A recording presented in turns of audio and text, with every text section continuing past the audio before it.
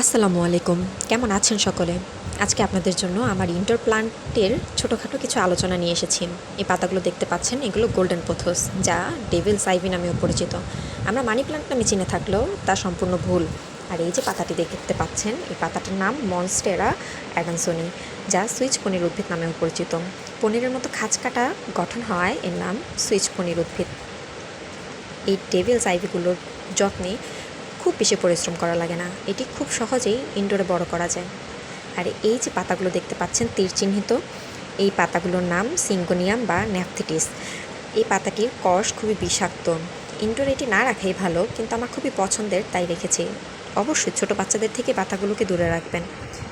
এগুলো সবই আমার ঘরের জানালার আশেপাশে লাগানো, খুবই চমৎকার পাতা। এই যে প্লান্টগুলো দেখতে পাচ্ছেন, এগুলো ডেভিলস আইভি, আর এটা একটা ছোট বেবি স্ন্যাক প্লান্ট। আসলে বড় স্ন্যাক প্লান্টার একটি বেবি এটি।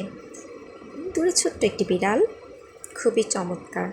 আর এই যে পাতাগুলো দেখতে পাচ্ছেন সিঙ্গোনিয়াম, এগুলো অবশ্যই বেবিদের থেকে দূরে রাখবেন। আপনারা বারবার বলে দিচ্ছি, ঘরে করলে অবশ্যই বেবিদের থেকে দূরে রাখবেন। এই স্ন্যাক প্লান্টার বেবি ওটি। এই পাতাগুলো ডেভিলস আইভি নাম হয় এর গঠনের উপরে খুব বেশি নির্ভরশীল। খুবই সুন্দর পাতাগুলো, বড় বড় পাতা, খাঁজ কাটা পাতা, হলদে বা ক্রিম কালারের দাগ টানা থাকে। ওই যে পার্পেল হার্ট দেখা যাচ্ছে, লজ্জাপতি গাছ দেখা যাচ্ছে, স্ন্যাক প্লান্ট দেখা যাচ্ছে। আসলে ইনডোর এগুলো খুব সুন্দর হয় না, তো তাই বাগানেই রাখা হয়েছে।